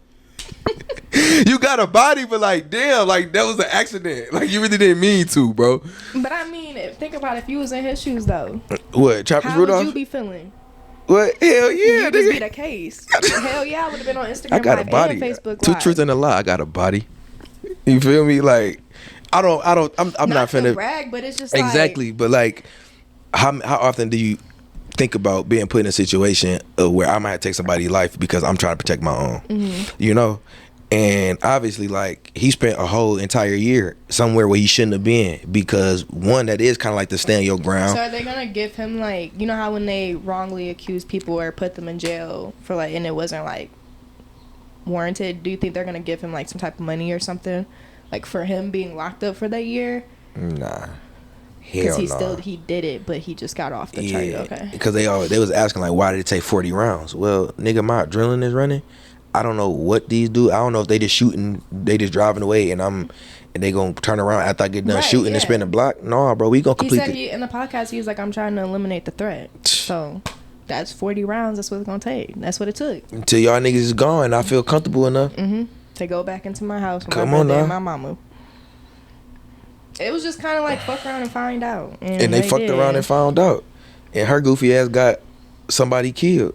And I think she needs to be. The whole time they're just asking, where were you at during this? Where were you at during this? Oh, I don't remember. It was 2 years ago. Bitch, you remember. You remember that night. You know exactly where the fuck you was. Come on now, because you was waiting on that text message to be like, got his ass. It was done. Yeah. You don't got to worry about it. But no, she for sure need to be held accountable. Like, okay, she need to be held the same way that I feel about women who falsely accuse men of sexual assault. I feel like she need to be held accountable too. It's not happening by now that people who are wrongly accusing people of like sexual assault, like I'm surprised it's not happening now. Exactly, because if you put that consequence out there, it's gonna minimize so many of them cases. Because now she gotta have a second thought about, if I accuse this man and I know this shit ain't true, and then it get proven that it ain't true. So bitter. Like, I've never understood the reason of like lying on like a man for like, what are you like, or just lying in general. Yeah, cause like when women lie about babies, now that's fucked up. Women lie about being pregnant. Who really can't have kids, and that's like on April Fool's Day. I'm not gonna lie, it pisses me off when people be like, "Oh, expecting April Fools." Like that's not funny because there's people who really can't have kids. It's a sick world. Yeah, it's a sick world we live in. Sick world we live in. Laughing about the motherfuckers in the submarine. Like it's a real sick world. That's not funny, but that's kind of shit. Because my nigga like $250,000 ticket to go down. You couldn't pay me that amount to get. Y'all can show me pictures. Like I said earlier, it's a grave site. Like I don't get why people like these people really be fascinated about. That's like niggas trying to go find a slave ship. What? Find a slave ship at the bottom of the ocean. That's the same thing to me. I'm not going to go look. To like people be so fascinated. I haven't heard of that. So people, no, I'm saying like I'm not. Like I'm not. Wreck? Yeah, exactly. Okay. I'm not saying like people are doing that, but it's just like you said, it's a grave site. So what is so intriguing about going down and seeing this? Or the lake in Georgia. Starts with an L, but people are always dying in a lake, but every year people still gonna take their ass to that lake, and it's just like I'm good. I don't have to go see that. Mm-hmm. You know what I'm saying? First of all, I'm black. In the size of a minivan, there's like I'm just with trying the to little think, remote control. Xbox controller is. I bet you it's musty down there. It's cold. It's stank. And they said it was probably vomit. Like everybody's delirious. Like. That's it. All right. First of all, respecting the dead. Rest in peace to them. But also at the same time, like that's a life experience I didn't have to live with. I would have lived without. I mean, they had like the whole world in shambles for like what 3 days. Like that's all. If you go on your phone, that's all you fucking see. I was not in shambles. No, the world. I didn't really. I'm not gonna say I didn't fuck with it. It didn't bother me. But like, you can't go on I was Instagram, like, damn, yeah. TikTok, it's hella videos like reporting live today. And I was like, damn, when are they gonna find them? And then they said they heard like some clanging or something. Like, oh, okay, they getting closer. They did find like where they were. The U.S. didn't have no way to get them back up, so it was like they were gonna die anyway. Damn. That's the reality of it. Nobody was trying to talk about it, but the U.S. had no plan to get like they had nothing that could have went down there to pull them back up. Nothing. So even if they did find them, it's like, damn, that's crazy. Like, I wonder what their last thoughts was. Did they even make it to the Titanic? Like, we don't even know. They're not seeing a video. We got all these. We got hella conspiracy theories too. Yeah, like were they trying to get away? Like, who pays $250? And then the dude's stepson that went to the concert, who was arguing with Cardi B on Twitter. Yes. Is that who that was? Did he? Yes. No, the stepson of one of the dudes that went on there. He went to a concert in the middle of the dude just disappearing. People are like, basically, you don't seem like you really care. And he was just like, I did see a little bit of that. Like, what y'all want me to do? And Cardi B said something on Twitter, and he didn't tag her, but he said Miss Cardi B, blah blah blah blah blah. Basically said his family would want him to be at the concert, but I was like, whole time he probably even like his stepdad. Like, y'all don't know these people. I don't. But what I kind of want to talk about now is the Home Depot girl. She bad bitch. She is a bad. She's very fine. When you sent me that, cause I didn't know what you were talking about. She's very fine. Really pretty. So I guess for y'all that don't know, y'all know me. Pitt gonna educate you, keep you up to date. The Home Depot shorty is this regular woman who is very attractive, and she works at Home Depot. I don't know if that's her, part-time, full-time job. She said she works there. It's helping her get through school. Okay, so some second ends that she got coming in, right? So she works at Home Depot, and she's again like this very regular woman, but she's very attractive. Like, there aren't a million women. Like, all bad bitches is not all Instagram models and influencer and millionaires. Like, there's really like a real world outside of of regular ass fine women that work regular ass jobs. So that's why when I be hearing niggas say certain things about women X, Y, and Z, I don't agree. I can't relate to y'all niggas because I don't have them issues. Like, because I deal with regular ass women. But hey, anywho. So I don't even know how it comes out that, like, but I guess she posted a picture or something. Yeah, she had a few pictures of her in that like the Home Depot apron. The apron. But like the looking apron, good I like as the fuck. apron. I love orange. Orange on black women is everything. All them orange, yellow, I can get into it later. But so she posted that picture or whatever, and people was like, damn, you too fine to work at Home Depot. You need to start an OnlyFans. Like, really objectifying and sexualizing this woman. And my thing is like, since the pandemic, OnlyFans has been a thing before then, but like that's when it really took off or whatever, was really recognized. Why does everything have to be sexualized? Because it's a horny generation. It is. Like, everything has to be turned around to sex somehow. But it's just like, just because like that's what's popping now, like OnlyFans or what. Like, me and my coworker, I was like, I need to figure out how to make some more money. And he was like, you should start streaming. And I was like, fuck, I'm finna stream. What am I about to stream? And he like pulled up this girl, and she's literally sitting in her living room like this, got a mirror in the back, and she said for every sub, she's gonna do a squat. She had like some little ass workout set on. Every time she do a squat, you can watch it in the back mirror. I said, that's not the way I want to make my money. He's like, look at you, like you could make so much money. And I was just like, you know, like I don't want to, because that's not gonna look good. I don't want, a man is not gonna find that like attractive. He's like, well, all the money you're gonna make, you're not gonna worry about no man. But it's like, that's not even, we not meant to be here alone, you know what I'm saying? And just because I want to have a certain, like, I have a standard for myself, right? And that's just not part of my standard, you know what I'm saying? And I don't get money that way, and that's totally fine. Like, y'all, they make a lot of money, but that's not me. And I don't want everything in my life to be public. Yeah. You know what I'm saying? Like, even when I get on here, just being transparent, sometimes I feel like I be oversharing. But this is my platform, right? And people have benefited from me, you know, sharing things, right? And I do a good job of keeping discretion. You know what I'm saying? It's like, almost shit, if you know, you know what I'm saying? Or I'm gonna let your imagination run wild with stuff, right? But yeah, that is a lot. Because even just creating content, workout content, doing this shit, that shit draining. I hate recording in the gym. You said it's embarrassing. I hate posting. I hate all that shit. Like, being an influencer, and I'm not even like an influencer, so to say, but like, that shit's just draining. Like, because you're doing everything for likes, you're doing everything for views, and it's like you're looking for validation from like other people. Is this gonna look good? You know, I gotta re-record this because I low key look a little tired in this. You know what I'm saying? Like, it's very. Look, I don't like my voice. I sound tired. Exactly. It's very draining. Like, even I don't even re-listen to my episodes until no. Only time I listen to them is when I'm editing them, and then when I drop them, like, it's just, that's what it is. Yep. And I let people tell me what they think, because I hate hearing my own voice. Like, I watch my videos like 10 times before I watch my stories 100 times. That's me. I for sure rewatching my story. What you doing? Nothing. Over here rewatching my shit. You feel me?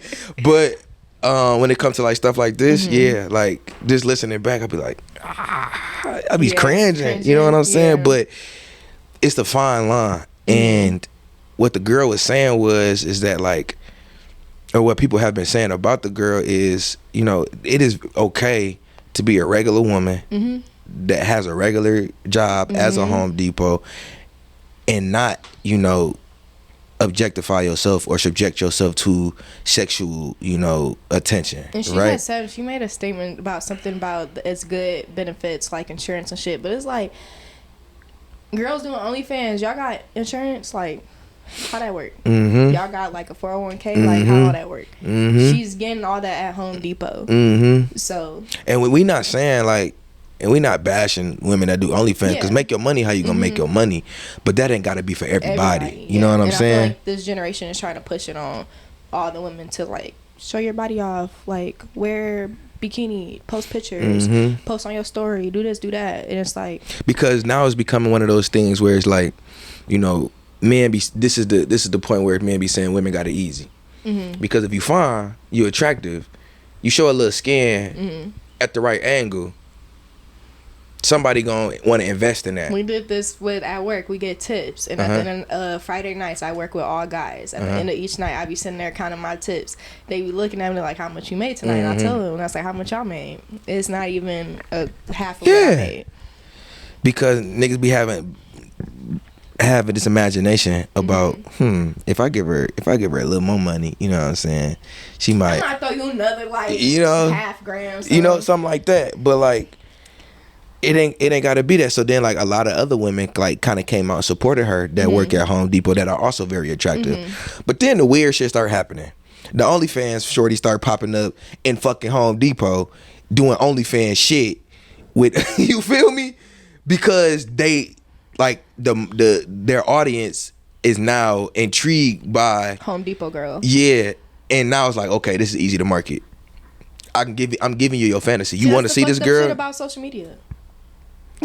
I didn't know they was doing that. That's crazy. This shit get wicked out here. Damn. But I bet you all this shit was like really uncomfortable for her. Like, exactly. She was probably getting a lot of like little nasty ass messages. Like I'd be getting little nasty ass messages, so I couldn't even imagine what she was getting. Exactly, and that's what she said. She was just saying how much her life has changed, and she not even making no money from it. You know what I'm saying? Like she can't just go to work now. Because I didn't think about that. That's why I don't like. That's why I tell people I work at a dispensary. Which one? Don't worry about it. Don't worry about it. Because you're not finna be popping up at my job acting a fool. Because you gonna get dealt with. But I heard it was a rumor that she lost her job because it was too much. Like honestly, that might have been what it was. That she lost it because it was just like too much for Home Depot. Like at that location, like too many people come in to like looking for this girl, which is creepy as hell. I can't go to work without thinking somebody's gonna follow me to my car. Or y'all got it hard. I said that to my homegirl the other day. Like women really got it hard out here. Like it's really hard for y'all to maneuver around. You know what I'm saying? Because y'all just gotta like I recently just started being like scared to tell a nigga no, like, or I'm not interested. Like recently. Cause I used to tell a nigga like I'd be like, nah, I'm good. They be like, you got a boyfriend or something? And I'd be like, no, I'm just not interested in you. And then just now, like I'm not even gonna do that. I might tell you I'm married or something. Cause niggas can't take 5 kids or something. Niggas can't take rejection. Cause how many stories have we heard of like, you know, women saying no to a dude, right? And then now he done got extra aggressive. You know what I'm saying? Or like get to hurting or you know being disrespectful for no reason. You know, but also at the same time, like I've denied sexual advances from women, right? And it's hard for women to be told no when it comes to like sex because ultimately that's what they think all men want because we do. You know what I'm saying? But I've turned down sex, and then like the response that I've gotten, you know what I'm saying, from women, like rude.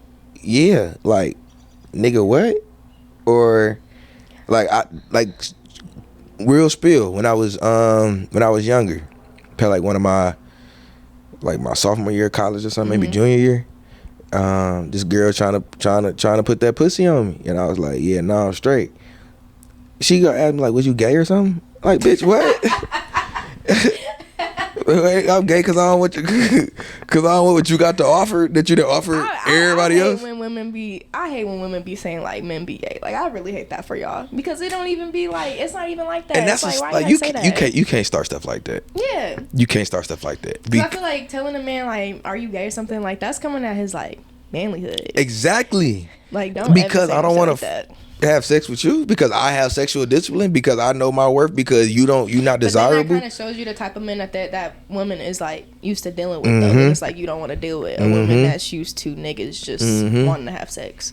And also you when men have a hard time, you know, when they blow up after being rejected, you feel me? Like you could tell the type of women that they've dealt with who have, you know, either been fearful and have interacted with them or, you know, has found that kind of shit cute. My thing with like I just don't understand why like men and women can't just like date within your caliber.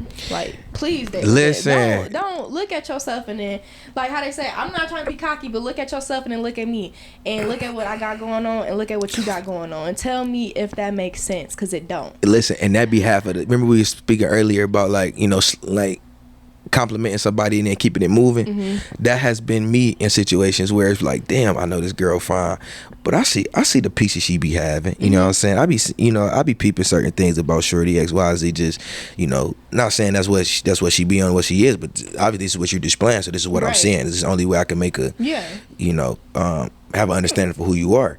So.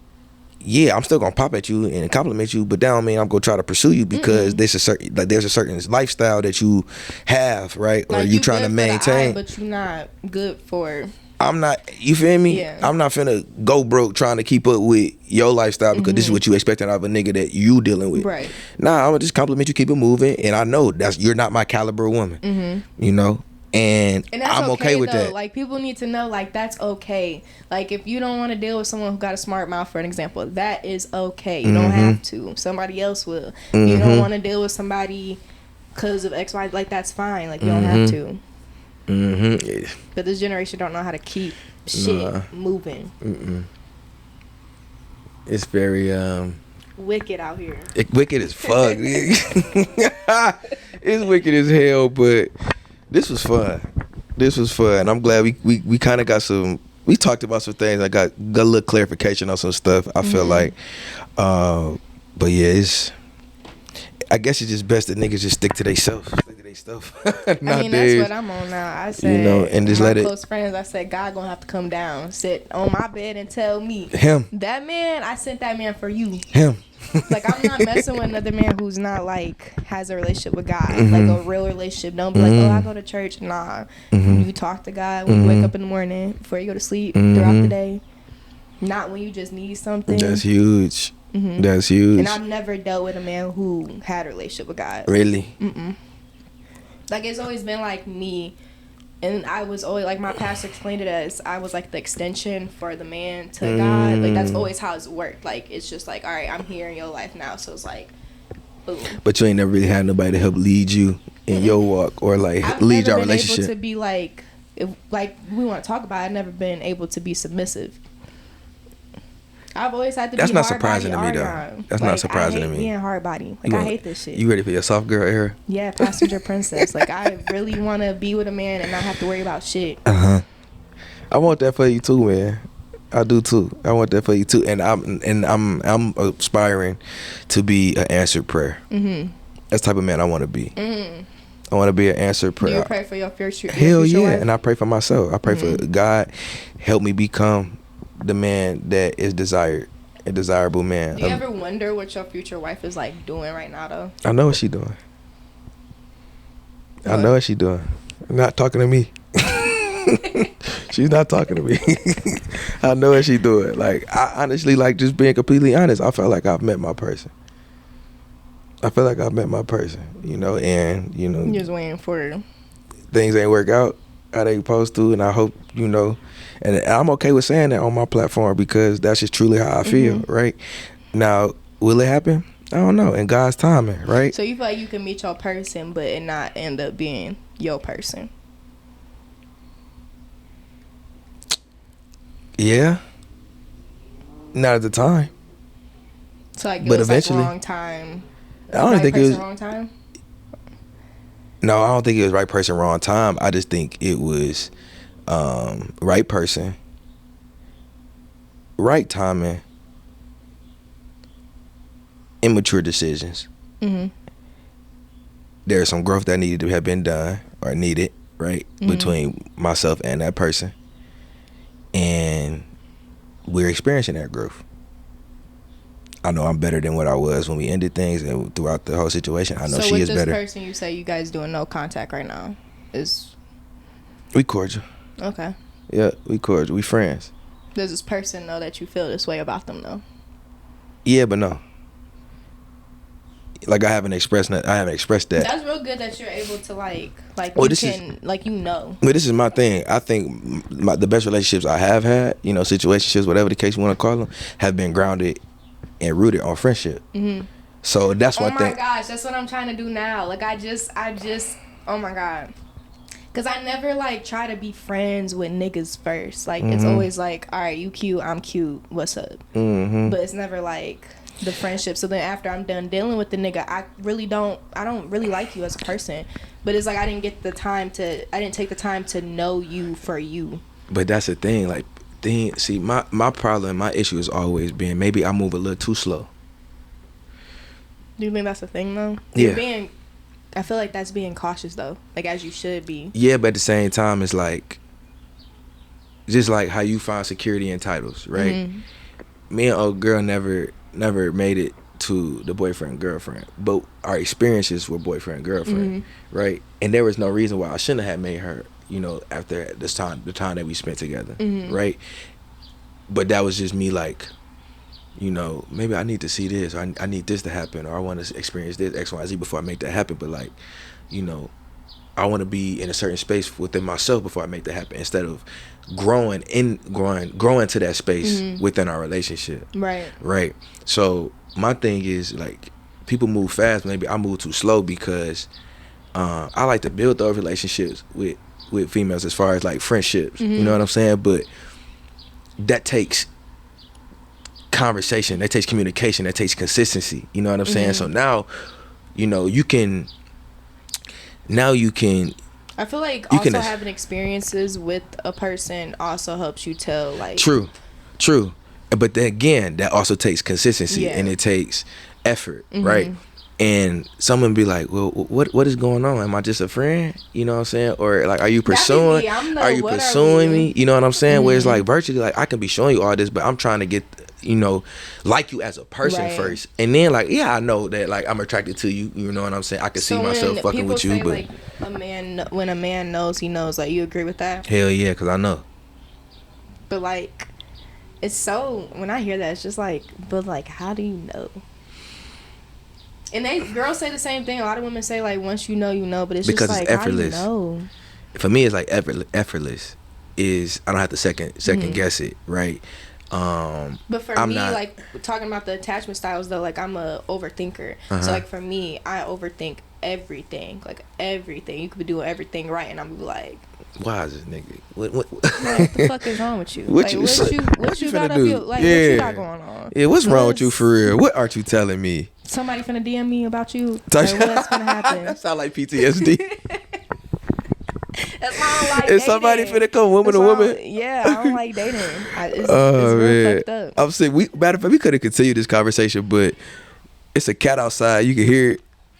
It's crazy. I didn't know cats sound like they be, like, cats really sound like they be like a baby screaming. I took my dog to his like puppy social yesterday. You just hear cats. A puppy social? Yeah. That's so cute. You really is a dog. Like that's my son. You a whole parent. Real. Yeah. But I think this SD card, I ain't got too much more memory on it, so we gonna cut it right here. But we gonna do a part 2 to this because I feel like there's so much more that we could talk about. Yeah. And but I just want to give you your flowers before we go, and just let you know that, you know, thank you for helping transform my body and holding me accountable, right? Thank you for being a confidant, somebody that I could come to, you know, when I need to, you know, be vulnerable or just express things. And I hope that I am that, you know, to you as well, man. And you just a kick-ass of a person. You know, you got a lot going for yourself. You know, any man would be lucky enough to encounter you, and also, like, you know, if they do right by you, they getting a lot. You know what I'm saying? They getting one hell of an asset. You know what I'm saying? It's just niggas got to get out of their own way. You know what I'm saying? We got to get out our own way as men, and women got to get out of their own way as well, because, you know, that self-sabotage shit is real, and I've experienced self-sabotage within relationships and stuff. But tell the people where they can find you, anything you got going on, you want to share with the people, let them know before we get up out of here. You can find me on Instagram at Arionne_. He's probably gonna tag me, but I'm for sure gonna tag her. I do my virtual training. I have a form in my bio that you guys can click if you're interested and just fill that out. Virtual training, it might sound like you're not gonna get a lot out of it, but like, he's proof, like, you're gonna get a lot out of it. Like, I'm always there to answer questions. I send you videos. Like, I feel like it's damn near I'm there with you, but Facts. like, I'm not. So y'all interested with that, just, you know, message me. As far as what I got going on next, that's for me to find out. And for y'all to stay tuned for. Yeah, just stay tuned. Yeah. Facts. That's another episode, baby. Y'all can find me on Instagram at homefld.otl, pitt.otl, home.fld.xx at gmail.com for any business increase. Y'all. It didn't. I didn't do this. I didn't ran that so many times. It's second nature, right? But thank y'all for continuing to engage with the content, man. We're gonna keep running this stuff up, and we'll catch y'all next episode in a minute.